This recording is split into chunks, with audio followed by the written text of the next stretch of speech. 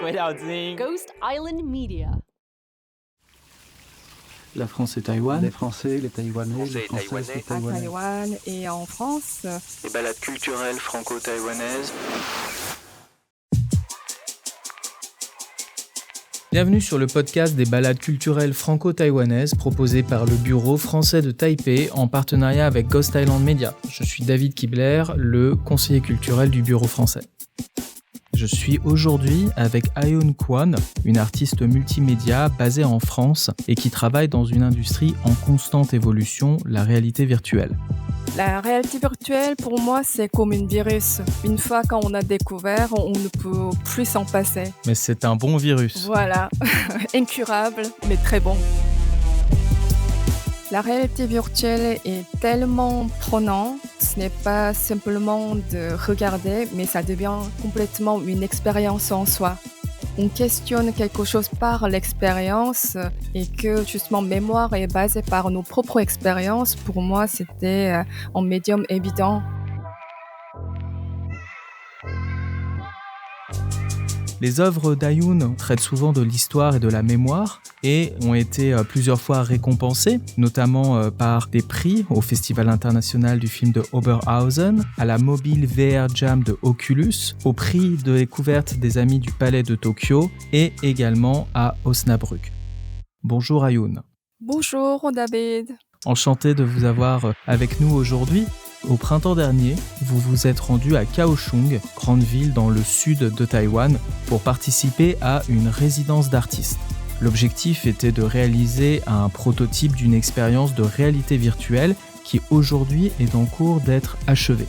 Notre objectif aujourd'hui, c'est d'échanger avec vous sur votre parcours, sur votre métier et sur également votre vision de l'art et de la technologie et bien sûr à votre récent voyage à Taïwan. Vous avez fait des études en France, vous avez obtenu, vous êtes diplômé de l'école des beaux-arts de Saint-Nazaire en 2008, vous avez ensuite poursuivi vos études à l'Atelier national des arts contemporains Le Frénois à Tourcoing, dont vous êtes sorti diplômé en 2011. Est-ce que vous pouvez nous dire un mot de vos années d'études en France et quel rôle ces années ont eu dans le développement de votre parcours professionnel et artistique ? Ok. Merci tout d'abord pour cette invitation. Pour répondre à votre question, durant mes études, j'ai pu découvrir plusieurs médiums différents. J'étais tout de suite fascinée par la vidéo qui a une notion du temps contrôlable. En plus de le fait d'être l'étrangère dans un autre pays, je pense qu'on devient plus observateur et on accepte plus facilement la différence. Ce changement a sûrement influencé mon travail et porté un regard plus universel. Est-ce que vous pourriez présenter à nos auditeurs un peu plus ce qu'est la réalité virtuelle et de manière personnelle pour vous, comment vous voyez cet moyen d'expression puisqu'il est à la croisée entre l'art et la technologie ? Pour moi, la réalité virtuelle, c'est un moment de magie. D'accord. En pratique, la réalité virtuelle est une technologie qui permet de plonger une personne dans un monde artificiel créé numériquement. Vous pouvez regarder autour de vous 360 degrés. C'est-à-dire, c'est pas comme un écran ou un tableau qui sont devant vous. Donc, on est positionné face. Par contre, en réalité virtuelle, on est complètement plongé dans l'environnement fictif. Donc, derrière, à gauche, à droite, en haut, en bas, comme si on y est vraiment. Ça crée une illusion d'une autre réalité. Donc, on peut parler aussi seulement visuel, mais aussi auditif, haptique, donc interactif. D'accord.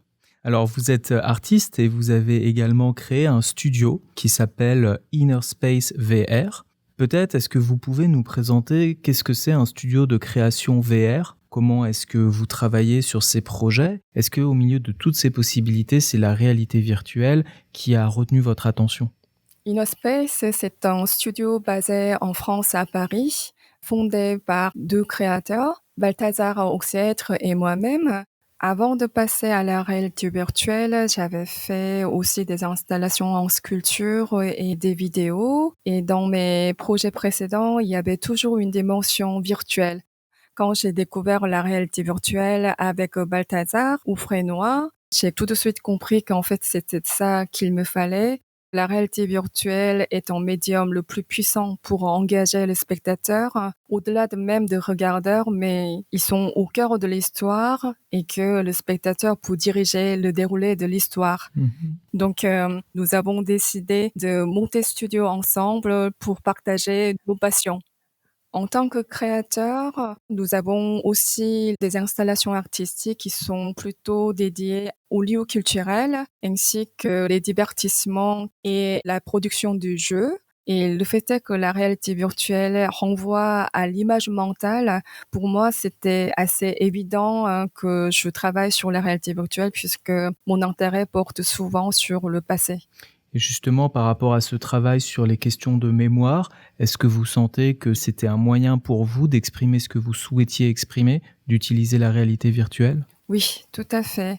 La réalité virtuelle est tellement prenante.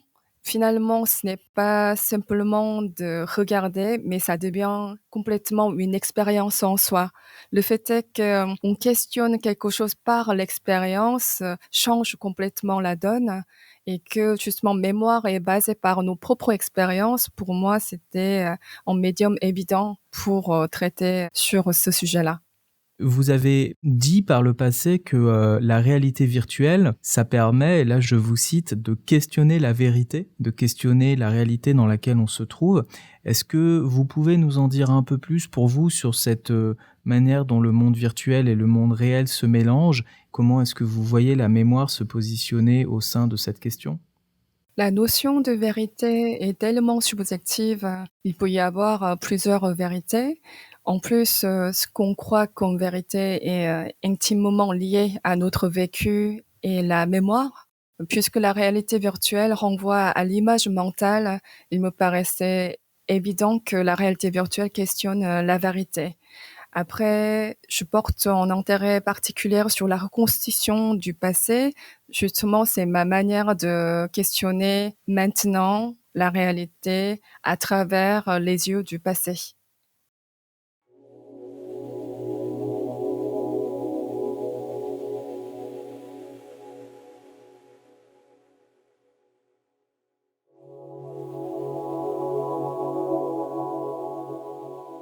Alors, un projet très intéressant qu'a présenté Inner Space, dont peut-être vous pouvez nous parler un peu plus, est un projet, une expérience VR qui reprend une peinture coréenne du Moyen-Âge qui s'appelle Peach Garden. Est-ce que vous pouvez nous en dire un peu plus sur ce projet et comment est-ce que la réalité virtuelle permet de faire vivre une peinture qui remonte à une époque aussi éloignée que celle du Moyen-Âge ? Pour vous dire plus précisément, ce n'est pas une reconstitution du tableau exact, c'est plutôt une réinterprétation d'expérience elle-même de l'histoire du tableau. D'accord. 15e siècle, en Corée, un des princes qui vivait dans un palais fermé a rêvé une balade nocturne dans un paysage paradisiaque toute la nuit. Il a raconté son rêve à son peintre préféré. Le peintre, happé par son histoire, il a achevé le tableau en 3 jours. J'ai été intéressée comment réinterpréter, comment représenter l'espace onirique et aussi cette représentation d'un monde paradisiaque. J'ai été très touchée par cette notion de liberté qu'il a rêvé et que la réalité virtuelle pouvait m'offrir cet espace-là. Peach Garden, c'est une expérience sans contrôleur, uniquement une expérience par le mouvement de marché. C'est plutôt une errance dans l'environnement onirique, une liberté de déplacement. Il n'y a pas de délai ou la durée limitée.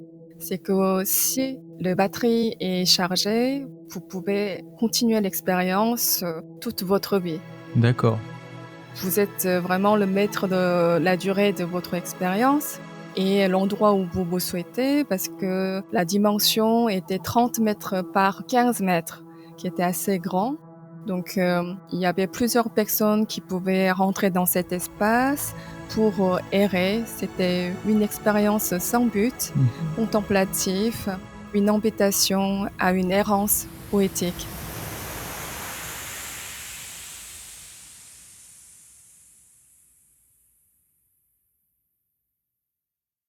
Pour poursuivre, après avoir présenté à la fois votre travail, le travail qui est réalisé par le studio, nous pouvons en venir à la question de Taïwan, puisque c'est ce qui anime l'objectif de ce podcast. Donc vous êtes venu à Taïwan, vous êtes venu à Kaohsiung en résidence au Kaohsiung Film Archive et vous avez travaillé sur un projet qui s'appelle Les Gardiens de la Montagne de Jade. Donc Les Gardiens de la Montagne de Jade a été abordé et travaillé dans le cadre de ce programme de résidence avec le Kaohsiung Film Archive, le festival New Image, qui est un festival basé à Paris, et le bureau français de Taipei. Est-ce que vous pouvez d'abord nous en dire un peu plus, même sur quelle image vous aviez de Taïwan avant de venir, avant que nous ne parlions du projet lui-même? Comme vous connaissez, la Corée partage aussi une part de l'histoire avec Taïwan, celle de l'occupation japonaise. C'est ça qui m'a fait venir. Il y a 10 ans, j'avais fait un documentaire pour revisiter l'histoire d'occupation japonaise. L'ennemi du passé peut être toujours l'ennemi pour une autre génération. Comment on doit accepter le passé? Qu'est-ce qui nous reste? Comment on doit se positionner? C'était ça le cœur de la question. Pour se questionner, j'étais passée au Japon. Ensuite, j'étais revenue en Corée pour revisiter l'endroit où on garde la mémoire de souffrance du Japon, pour comparer comment chaque pays garde la même histoire autrement. C'est une question d'un point de vue. Et du coup, j'avais envie d'étudier et de comprendre mieux d'un point de vue de Taïwanais.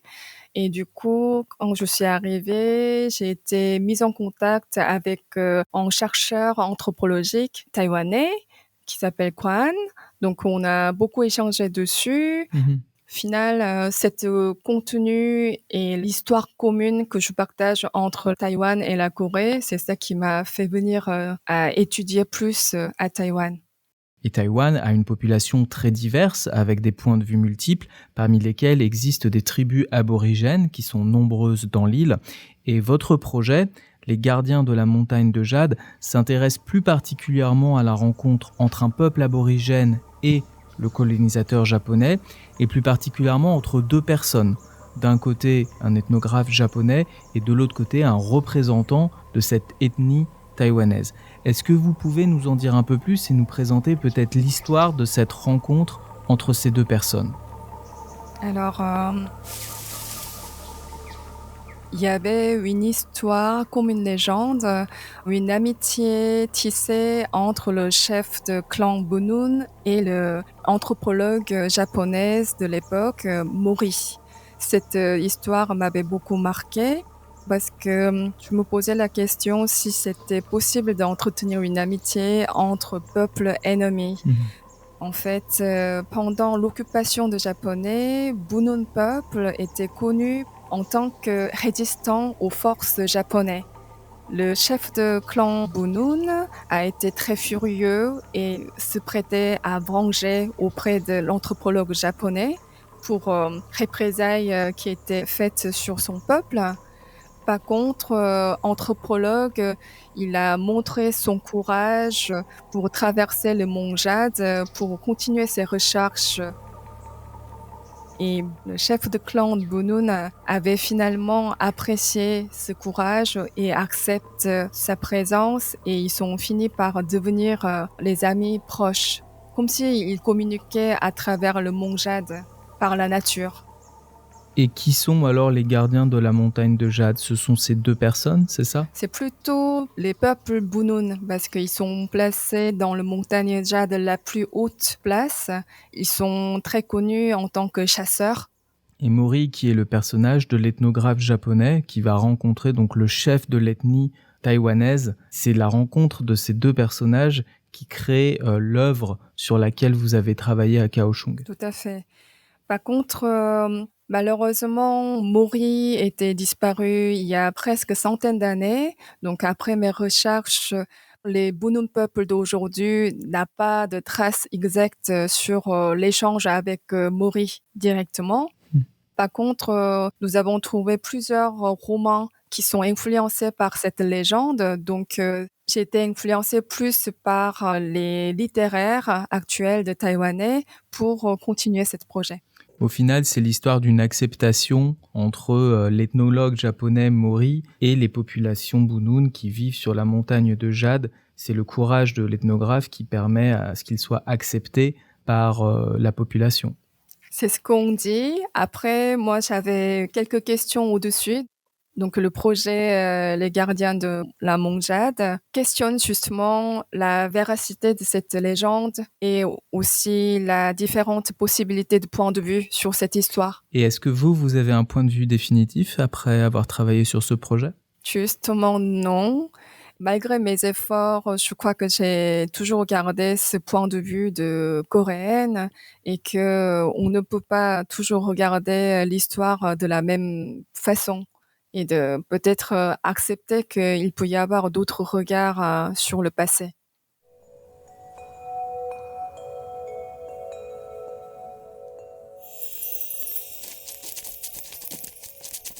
Ensuite, Kaohsiung Film Festival m'a mis en contact avec des théâtres de l'ombre, qui est une tradition très importante à Taïwan, qui m'avait beaucoup intéressée et qui joue un rôle très important dans le projet.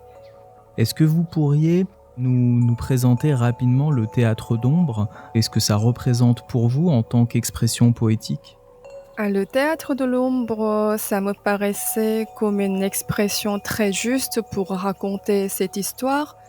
L'ombre ne soit pas en matériel, ce n'est qu'une image, ce n'est qu'une absence de lumière, et que comme une trace, comme un aura, c'est-à-dire c'est pas en sculpture, c'est pas en tableau, c'est une action que les gens font sur place, c'est comme un spectacle vivant, c'est instantané et ça disparaît.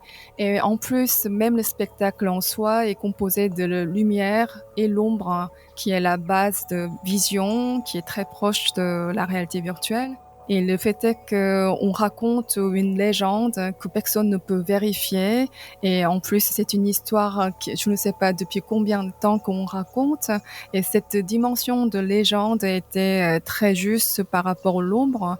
Et en plus, j'ai découvert que pendant mes recherches, le théâtre de l'ombre était en voie de disparition, comme la mémoire du passé.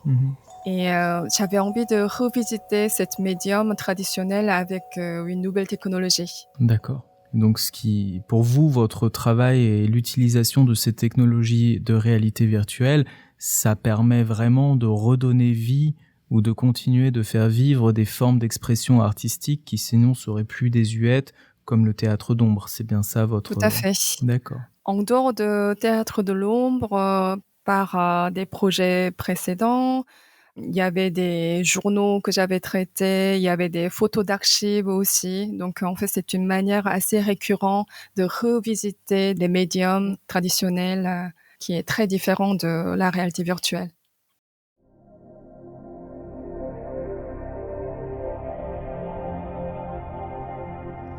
Merci beaucoup pour toutes ces précisions sur les gardiens de la montagne de Jade. Donc c'est un travail qui est une expérience et une exposition qui est à découvrir en personne, que vous présenterez à Taïwan. Peut-être pouvez-vous nous dire où vous avez présenté des œuvres précédentes. J'ai cité certains exemples au début comme le Palais de Tokyo ou d'autres exemples. Et puis peut-être vous nous confirmez que pour les personnes intéressées par en savoir plus pour vous, le site internet d'Inner Space fournit toutes les informations. Vous avez dit tout. Donc c'est très bien. Parfait.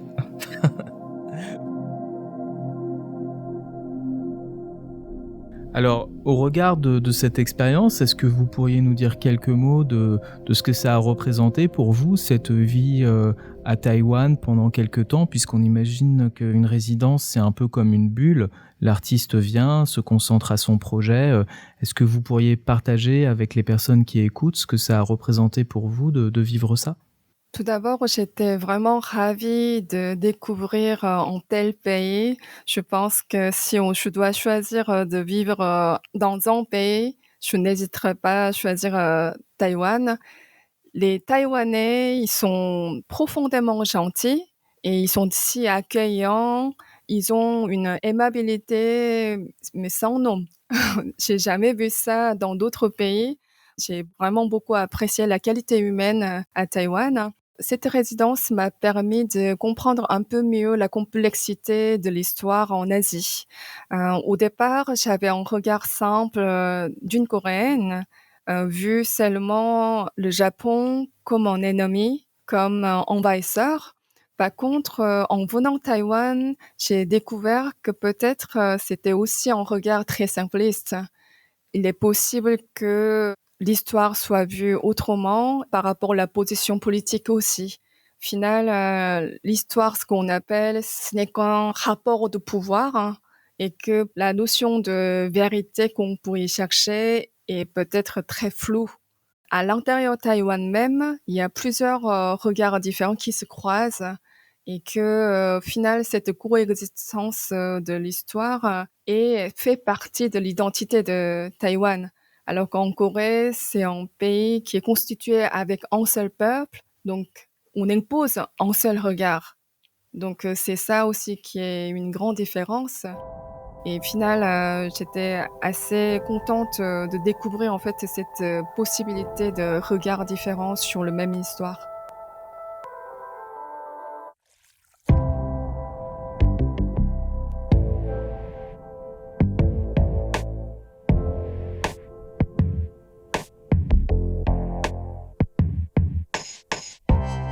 Votre moyen d'expression reste un moyen qui est en évolution constante, on le disait au début, la réalité virtuelle. Comment est-ce que vous voyez l'évolution de ces techniques dans les prochaines années ?